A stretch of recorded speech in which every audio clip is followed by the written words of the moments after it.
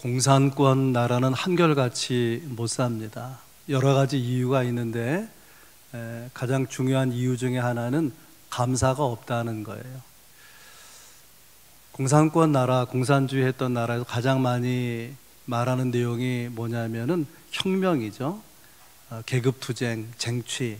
그렇게 쟁취한 것인데, 빼앗은 것인데 거기 무슨 감사가 있겠습니까? 감사가 없으니까 행복할 수 없는 것이고, 감사하지 않는 나라나 민족을 하나님이 특별히 복 주실 이유가 없는 거 아니겠습니까? 오늘 추수감사주일인데 주제는 당연히 감사이죠. 감사는 받은 것에 대해서 고마워하는 마음입니다. 우리가 감사하지 못하는 이유는 감사할 것이 없어서가 아니라 감사할 것이 넘쳐나는데도 그것을 깨닫지 못하기 때문에 감사하지 못하는 것이죠. 생각해 보면 호흡하는 것도 감사한 것이고, 살아있다는 것도 감사한 것이고, 또 우리가 예수 믿고 하나님의 자녀가 된 것, 거룩한 주일날 성전에 와서 예배 자리에 앉아있다는 자체도 하나님의 큰 은혜가 아닐 수 없습니다. 오늘 본문에 보면 10명의 나병 환자가 예수님께 고침받은 이야기가 기록되어 있어요. 12절 말씀 잘 읽어보겠습니다. 한 마을에 들어가시니 나병 환자가 10명이 예수를 만나 멀리 서서, 예수님께서 예루살렘을 향해서 가시는 길목에 10명의 나병 환자들이 멀리 서서 소리를 지르는 거예요. 우리를 불쌍히 여겨달라고, 고쳐달라는 것이죠. 왜 다가오지 못하느냐? 사람들이 돌을 던지니까.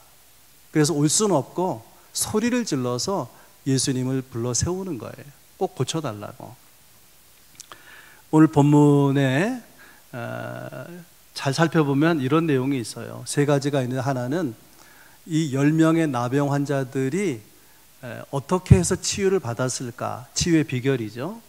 두 번째는 이렇게 고침받은 나병 환자들에게 주님이 기대하시는 것이 무엇일까? 주님의 기대. 세 번째는 그 중에 한 명이 돌아와서 감사했는데 그 사람의 감사는 어떤 감사였을까? 이 세 가지 내용이 우리 신앙생활에 너무나 중요한 영적 교훈을 담고 있습니다. 함께 나누며 은혜 받기 원합니다. 이 10명의 나병 환자들이 어떻게 고침받은 것이냐? 결론부터 말씀드리면은 순종함으로 치유받은 것입니다. 14절에 보면 가서 제사장들에게 너희 몸을 보이라, 예수님께서 말씀하시는데요. 이 나병 환자들을 치유하는 데 있어서 예수님이 어떤 특별한 행동, 액션을 취한 것이 아닙니다. 그들을 설득하거나 설명하거나 그들과 어떤 대화를 나누거나 그런 것이 전혀 나타나지 않고 단지 한마디 지시가 있을 뿐이죠. 가서 너희 몸을 제사장들에게 보이라. 가서 나은 몸을 보이고 나았다는 확증을 받으라는 거예요. 그럼 뭐가 달라지느냐? 가족들에게 돌아갈 수 있죠. 모든 인간관계가 정상으로 회복되게 됩니다. 근데 문제는 이 나병 환자들이 아직 나은 것이 아니라는 거예요. 그런데 가서 나은 몸을 제사장들에게 보이라. 가야 됩니까? 말아야 됩니까? 나은 것이 아닌데. 그런데 본문에 보면 이들이 가서 몸을 보이게 되죠. 갔다는 거예요. 가는 만큼의 믿음이 있고 예수님 말씀하신 것을 듣고 가는 만큼의 순종이 저들에게 있었다는 거예요. 그리고 치유를 경험하게 되죠. 예수님께서는, 또 하나님께서는 우리에게 순종을 요구하십니다. 하나님을 생각만 하는 것이 아니라 구체적으로 삶에서 순종하기를 원하신다는 거예요. 순종은 하나님의 축복을 여는 문과 같습니다. 신명기 28장 2절에 내가 내 하나님 여호와의 말씀을 청종하면 이 모든 복이 내게 임하여 내게 이를 것이라. 청종하면 말씀하신 모든 복이 이루어질 것이다. 청정이 뭘까요? 듣고 들은 대로 따르는 거죠. 예수님께서 첫 번째 이적을 일으킨 거 요한복음 2장에 나오는데, 물로 포도주를 만들지 않습니까? 물이 포도주가 되는 놀라운 이적이 어떻게 일어날 수 있었는가? 순종을 통해서 이루어진 거예요. 예수님이 하인들에게 항아리에 든 물을 채우라, 물을 길어다 부으라, 순종했어요. 그걸 떠다가 연회장에게 갖다 주라, 순종했습니다. 그리고 성경에 보면 이렇게 기록하고 있어요. 연회장은 물로 된 포도주를 맛보고도 어디서 났는지 알지 못하되 물도온 하인들은 알더라. 물도온 하인 누구죠? 말씀에 순종한 사람들. 순종한 사람들은 물이 포도주가 된 기적을 경험했다, 그런 뜻이죠. 오늘 보면 14절에는 그들이 가다가 깨끗함을 받은지라. 가는 도중에 나병, 불치병이죠. 이거 치유되는 놀라운 기적을 경험했습니다. 왜 나병 환자도 경험하는 그런 기적이 우리에게는 잘 나타나지 않느냐? 주님에게 능력이 없어서? 아니죠. 우리에게 기적을 베푸실 마음이 없어서? 아니죠. 우리가 우리의 삶 가운데서 하나님의 기적을 경험하지 못하는 것은 순종이 부족해서 그런 것입니다. 오늘 이 본문을 자세히 읽어보면은 이 나병 환자들이요, 이렇게 하지 않았습니다. 예수님, 아니 먼저 몸이나 고쳐놓고 이 고쳐진 몸을 가서 보이라고 해야지, 낫지도 않았는데 어떻게 가서 보입니까? 이런 불평 없어요. 아니 최소한 손 얹어 기도라도 해주셔야지, 안수해 주셔야지, 이 자리에 고쳐주셔야지. 이것은 사람들의 생각과 방법 아닙니까? 그렇게 예수님께 저항하지 않고 말씀대로 순종했다고 하는 거예요. 말씀대로. 하나님의 응답과 축복은 순종의 그릇에 담깁니다. 순종의 그릇에 하나님의 은혜와 축복이 담기는 거예요. 우리는 많은 경우에 순종하지 아니하고, 주님 아직 해결 안 되는데요, 아직도 채워질 것이 많이 있고 부족한 게 너무나 많은데요, 순종하지 못하는 거예요. 순종의 그릇에 부어지는데도 불구하고. 제가 설교를 준비하면서 이 나병 환자들이 언제 어느 순간에 고침을 받았을까 생각해 봤어요. 성경에는 제사장에 가는 도중에 자기들의 몸이 나은 것을 알았다, 그렇게 돼 있어요. 그런데 언제쯤 이 치유가 시작되었을까? 예수님께서 가서 제사장의 몸을 보이라고 말씀하셨잖아요. 그 말씀에 순종해서 제자들의 발걸음을 띄었을 때에 이 치유는 시작되었다, 그렇게 믿습니다. 성경에 그런 이야기 너무나 많이 나와요. 아무튼 여러분, 오늘 본문에서 나병 환자들이 치유를 경험하는 데 있어서 그들이 유일하게 한 일이 있다면 말씀대로, 지시를 받은 대로 순종했다는 거예요. 순종으로 복을 누릴 수 있기를 바랍니다. 첫 번째 말씀이에요. 두 번째는 감사하라. 주님이 우리가 감사하기를 기대하신다는 거예요. 그래서 설교 제목을 감사하면 감사하라, 그렇게 정했어요. 제 마음속에 이런 생각이 있는 거예요. 감사한 일이 있는데도 감사 안 하는 인간들이 많으니까. 감사하다면 어쩌라고요? 감사하라는 거예요. 나병을 생각해 보세요. 어느 순간에 나병이 몸에 들어오는 게 아닙니다. 또 어느 순간에 나병이 낫는 게 아니에요. 나도 모르게 피부가 좀 상한 것 같은데 이게 좀처럼 낫지 않고 나중에 알고 보니까 나병인 거예요.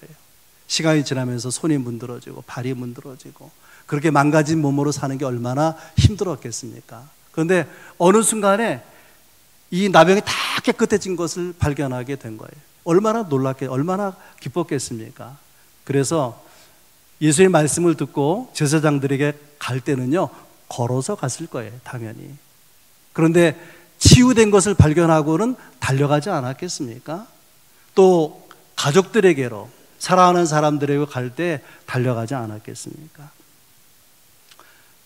그런데 10명이 치유받았는데 한 사람만 돌아와 감사했다는 거예요. 오늘 본문의 내용이 16절, 예수의 발 아래 엎드려 감사하니 그는 사마리아 사람이라. 이 사람에게 예수님 말씀하시길 18절에 이 이방인 외에는 하나님께 영광을 돌리러 돌아온 자가 없느냐.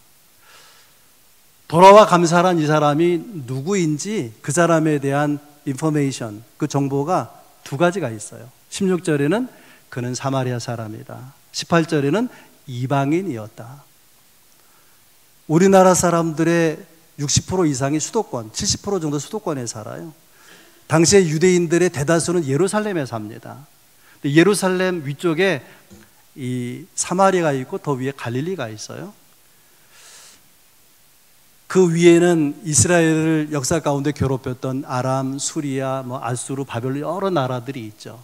이런 나라들이 남쪽으로 전쟁을 일으켜 내려올 때에 제일 먼저 무너지는 것이 이 갈릴리, 사마리아 지역인 거예요.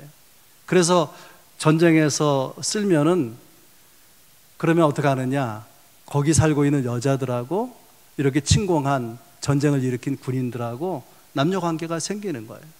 거기서 혼혈아가 생기고 그러지 않습니까? 그래서 정통 유대인 입장에서는 이 사마리아 사람들이 이 선민의 피가 더럽혀졌다. 그래서 그들을 차별하고 멸시하는 것입니다. 그런데 오늘 본문의 예수님은 이 사람이 사마리아 사람이에요. 근데 사마리아 사람도 나병에서 고쳐주신 거예요. 이 사마리아 사람 입장에서 얼마나 감사하겠습니까?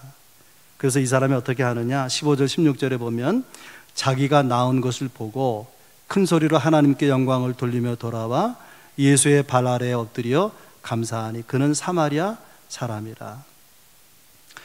감사하니 원문의 이 문법은요, 현재 분사예요. 고전의 헬러의 현재 분사는 어떤 의미냐면 계속 그 행동이 반복되는 것입니다. 여러분 그렇지 않습니까? 너무 감사한 일이 있을 때 아무개 집사님, 또 아저씨 감사합니다. 그렇게 끝나지 않죠. 이미 고맙다고 말했는데 또 고맙다고 너무 고마우니까 이 사람의 마음의 감사가 그런 것입니다. 생각해 보면 사람이 좀 간사한 게요, 이 나병에 걸려서 정말 그 비참한 가운데 있었을 때 얼마나 절박했는지 사람들의 가까이 갈 수는 없는데 고침받고 싶으니 막 소리 지르며 선생님 제발 좀 고쳐주세요, 우리를 불쌍히 여겨주세요 그랬는데 치유를 받고 나서는 그 마음이 없는 거죠. 그래서 감사해야 된다고 생각하고 돌아와서 감사한 사람은 이 사마리아 이방인 한 사람뿐이었다는 거예요. 10명이 고침받았는데 돌아와 감사한 사람은 한 사람. 몇 프로죠? 10%. 10분의 1밖에 감사하지 않은 거예요. 주님이 돌아와 감사하는 이 사마리아인에게 물으십니다. 10사람이 다 깨끗함을 받지 않았느냐? 그 9은 어디 있느냐? 예수님이 9명을 찾고 계시는데 예수님 찾는 9명이 누굴까요? 예수님으로부터 고침받은 사람들, 예수님께 은혜를 받은 사람이에요. 예수님께서 이렇게 말씀하지 않았어요. 너희가 말이야 만약에 나병에서 고침받거든 돌아와서 반드시 감사해야 된다, 그렇게 말하지 않았어요. 그러나 지금 이 순간에 9이 어디 있느냐? 고침받은 사람을 찾고 있지 않습니까? 섭섭하다. 예수님의 마음은 이런 것입니다. 내가 돌아와서 감사하라고 말하지 않았지만 자원해서 스스로 알아서 감사했더라면 얼마나 좋았을까. 좀 더 세게 말하면 너희가 누구에게서도 고침받지 못했었는데 그 불치병에서 나음 받았다면 돌아와서 감사하는 것이 마땅하지 아니하냐, 그런 뜻 아니겠습니까? 설교를 준비하면서 읽은 글인데요, 그 9명의 변명이라는 작자 미상의 글이 있어요. 여러분 생각해 보세요. 첫 번째 사람, 정말 나았는지 가서 정밀 검사를 해봐야지 어떻게 나온 줄 알 수 있어. 두 번째 사람, 재발 가능성이 있는지 몰라, 며칠 더 지켜봐야지, 신중론자죠. 세 번째 사람, 내가 나병이 아니라 단순 피부병이었나, 회의론자죠. 네 번째 사람, 병이 나을 때가 나은 거지 그 예수라는 분 때문에 나은 게 아닐 거야. 자연현상으로 보려고 하는 거예요, 주님의 치유를. 다섯 번째 사람, 내가 병 걸리기 전에 가졌던 재산, 돌보던 밭은 어떻게 됐을까? 제대로 있나? 정상적으로 다 보존되고 있나? 빨리 가서 살펴봐야지. 여섯 번째 사람, 병 걸리기 전에 사랑하는 아내, 같이 살던 아내가 딴 남자하고 눈이 맞아 살림 차린 것은 아닌가? 묻지도 않아요. 일곱 번째 사람. 예수라는 분이 특별히 해준 건 없잖아, 말뿐이지. 여덟 번째 사람. 다른 사람도 고칠 수 있었던 것은 아닐까? 예수님의 치유를 다른 사람도 고칠 수 있다고 상대화시키는 거죠. 절대적인 은혜인데. 아홉 번째 사람. 감사하러 가긴 가야 되는데 이대로 갈 수 없으니 최소한 샤워도 하고 몸을 씻고 옷을 갈아입고 그래도 고맙다는 선물 준비해서 가야 되지 않을까. 그래서 아무튼 돌아와서 감사하지 못했다고 하는 거예요. 그러면 이 사마리아 이방인 이 사람은 왜 돌아와서 감사한 것인가? 돌아온 동기가 뭘까? 다 고침받은 왜 이 사람만 와서 감사한 것일까? 감사하다는 말을 표현하고 싶었기 때문인 거예요.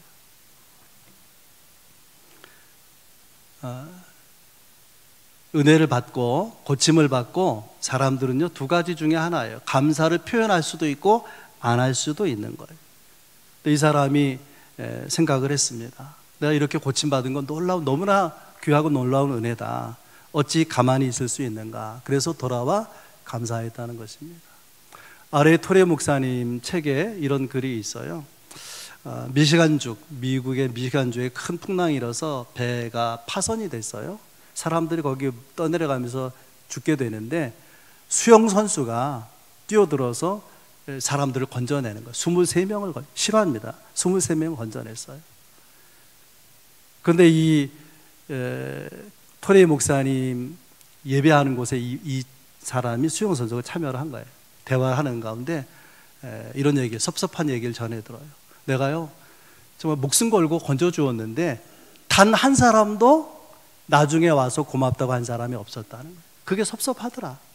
난 당연히 내가 수영을 잘하고 건질 수 있어 건졌지만은 돌아와서 감사한 사람 하나도 없었다. 어떤 어머니가 아들한테 이런 얘기를 합니다. 한 순례자가 있었는데 말이야, 산길을 가다가 호랑이를 만나서 그래서 그 순례자가 기도했단다. 하나님 제발 저를 좀 살려주세요. 그런데 호랑이도 기도했어. 호랑이는 일용할 양식을 주셔서 감사합니다. 그렇게 기도했다. 그런데 하나님이 누구의 기도를 들어주셨을까? 순례자의 기도를 들어주셨을까? 호랑이의 기도를 들어주셨을까? 알 수가 없죠. 그래서 궁금한 눈초리로 엄마를 바라보니까 엄마가 하는 말이 호랑이가 순례자를 잡수셨단다. 하여튼 여러분 대단합니다. 그래서 이제 이해를 할 수가 없는 거, 하나님의 태도가, 하나님의 행동이. 왜요? 왜 그리고 잡혀 먹도록 내버려 두셨어요? 어머니의 대답. 하나님은 말이야, 감사하는 자의 기도를 먼저 받아주시거든. 감사하시기를 바랍니다. 하나님은 감사하는 자에게 은혜를 베푸십니다. 받은 은혜에 대해서 감사하는 게 그만큼 중요하다 그 말이에요. 제가 전원주택 유튜브를 좀 봤는데요. 전원주택 살아도 될까 말까? 근데 그 전원주택에 살아본 사람의 경험 공통적인 게 뭐냐면 그놈의 잡초는 먹어. 낮에 맛있는 음식이 있어요. 이 잡초들이 자라는, 풀들이 자라는데 막 미칠 지경이래. 그거 뽑으면 또 나고. 여러분, 불평과 원망은요 관리하지 않아도 잘 자랍니다. 화초는 어떨까요? 화초? 그 전원주택에서 키우는 화초는 그 주인이 정성껏 가꾸지 않으면은 제대로 피지도 않고 제대로 자라지도 않고 그러는 것이죠. 여러분, 감사도 마찬가지입니다. 불평 원망은 내버려둬도 다 너무나 잘해. 그러나 감사는 우리가 훈련하지 않으면 감사할 수가 없는 거죠. 감사가 표현되지 않는 거예요. 그래서 구체적으로 오늘 추수감사주일인데 세 가지를 훈련하십시오, 그렇게 말씀드리고 싶어요. 감사를 표현하는 데 있어서. 첫 번째는 일상을 감사하라. 일상. 사실 생각해보면 감사할 일이 얼마나 많이 있는지 몰라요. 어떤 분이 병원에 수술을 했어요. 수술을 잘 받았는데 의료진을 보고 거의 대부분 이렇게 말하는 거예요. 의사 선생님, 간호사님, 가스가 나왔어요. 가스가 뭐죠? 방귀. 사람들이 냄새한다고 싫어하는 그 방귀. 이게 수술받은 사람에게는 그 가스조차도, 방귀조차도 감사할 일이 되더라는 거예요. 우리는 건강할 때, 형통할 때, 하나님이 우리의 삶을 풍성하게 하실 때에 감사하지 못하고, 그런 일상 가운데 감사하지 못하고, 어려운 일을 만나고 나서 생각해 보니까 내가 전에는 그렇게 어렵지 않았는데 그게 은혜였구나. 내가 병들지 않았을 때 그것이 큰 은혜였구나. 병들고 보니까 깨닫는단 말이죠. 여러분, 일상을 두고 감사할 수 있기를 바랍니다. 미국의 어느 대에서 연구를 했어요. 대학생들을 두고 그룹을 만들어 놓고 하루에 5가지 감사 내용을 노트에 적도록 했어요. 감사 노트죠. 그걸 9주 동안 진행하도록 하고 2달이 지나서 어떤 변화가 있었는지를 조사하니까 이런 결과가 있었습니다. 그들은 활력이 넘치고 유머 감각이 생기고 힘든 일을 자신 있게 하고 숙면을 취하고 다른 사람들에게 친절하고 관대하고 또 스트레스가 줄고 가족과의 관계가 돈독해지더라. 놀라운 일 아닙니까? 여러분, 우리의 일상, 우리의 매일매일 삶에서 감사를 찾아서 감사를 표현할 수 있기를 바랍니다. 두 번째는 즉시 감사하라는 거예요. 이 나병 환자가 고침을 받고 즉시 돌아와서 감사했습니다. 그랬더니 예수님께서 그 9은 어디 있느냐? 무슨 말일까요? 그 9사람도 즉시 감사했더라면 얼마나 좋았을까? 그런 말이죠. 근데 왜 감사하지 못했을까요? 미뤘기 때문에. 이 9명의 나머지 나병에서 치유받은 사람들도요, 고침받았다는 것에 대한 감사가 있는 거예요. 저들도 사람이니까. 그러잖아요? 감사한 거죠. 그런데 여러 가지 이유로 미룬 거예요. 그러니까 감사하다는 마음이 엷어지게 된 것입니다. 사실 하루만 지나도, 몇 시간만 지나도 그 생각은 엷어지는 거예요. 또 우리의 삶은 여러 가지 일들을 만나잖아요. 그 사건은 감사한데 지금 부딪히고 있는 문제들이 너무 힘드니까 그만 감사를 잃어버리고 마는 것이죠. 뇌를 연구하는 뇌과학자들 글을 읽어보면은 우리가 감사하면 우리 뇌가요 좋은 쪽으로 활성화된다요. 우리 몸이 건강하도록, 우리가 행복하도록, 일이 잘 풀릴 수 있는 그런 에너지나 능력이 생기도록 뇌가 활성화된다고 합니다. 그러므로 여러분, 감사한 일이 있을 때 어떻게 하라고요? 즉시 감사하라. 감사하면 감사하라. 즉시. 세 번째는 18절 이런 내용이 있습니다. 이 이방인 외에는 하나님께 영광을 돌리러 돌아온 자가 없느냐. 이 사람이 돌아와서 감사했는데 예수님의 표현은 너의 감사가 하나님께 영광을 돌리게 된 것이다.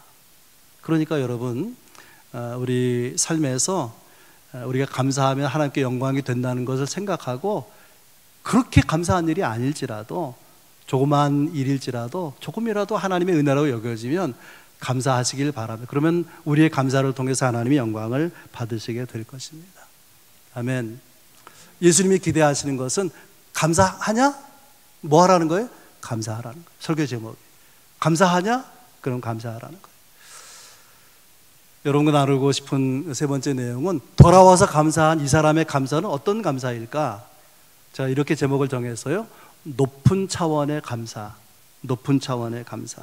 19절에 이렇게 예수님이 말씀하십니다. 일어나 가라. 내 믿음이 너를 구원하였느니라. 오늘 본문이 누가복음에 들어있는데, 누가복음에는요 예수님께서 내 믿음이 너를 구원했다라고 말한 사건이 4번 나옵니다.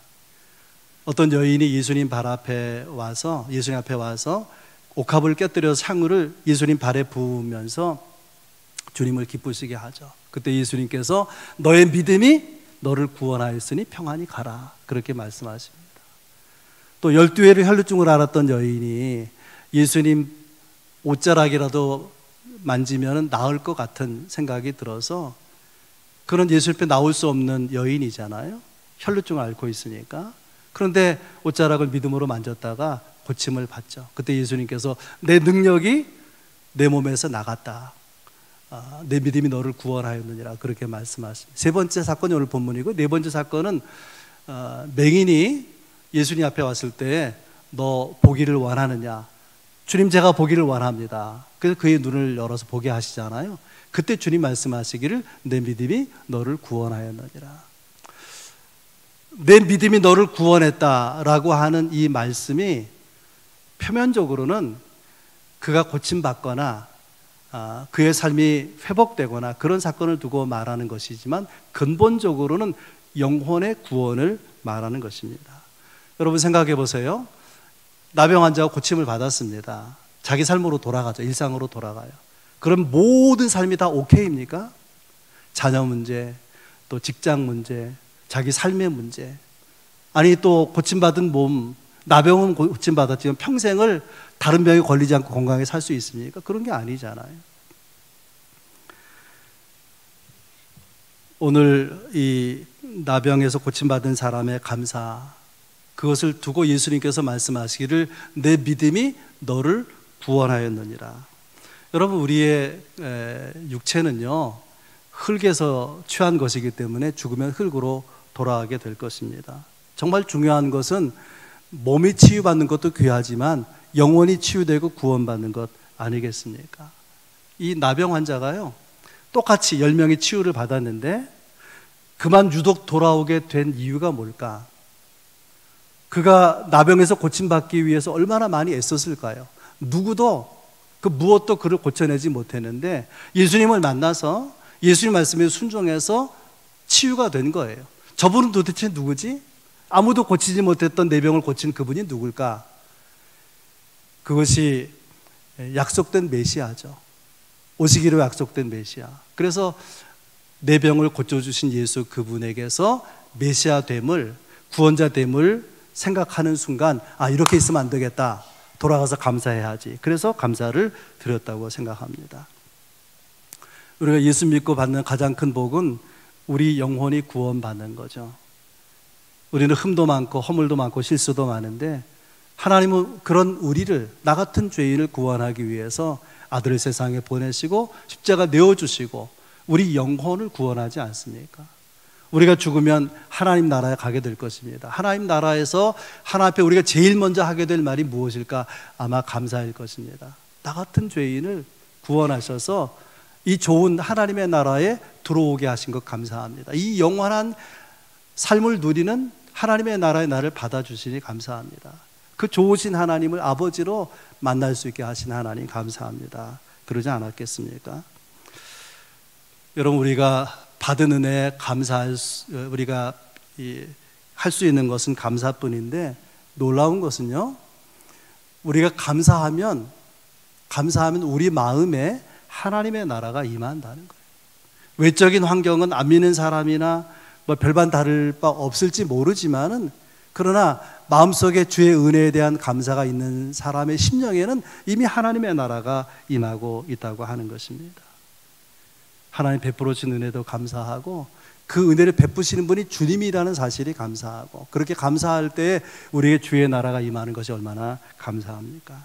말씀을 정리하겠는데요, 놀라운 비밀이 있어요. 감사의 놀라운 비밀. 그게 뭐냐면 받은 은혜로 감사한데 감사를 표현하면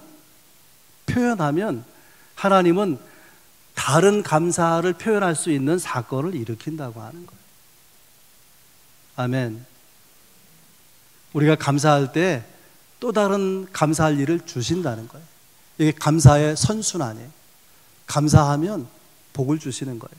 복을 받았으니 감사하게 되고, 감사하면 또 복을 주시고, 이런 감사의 선순환, 감사로 복을 주시는 은혜의 선순환이 여러분 가운데 있기를 주의 이름 축원합니다.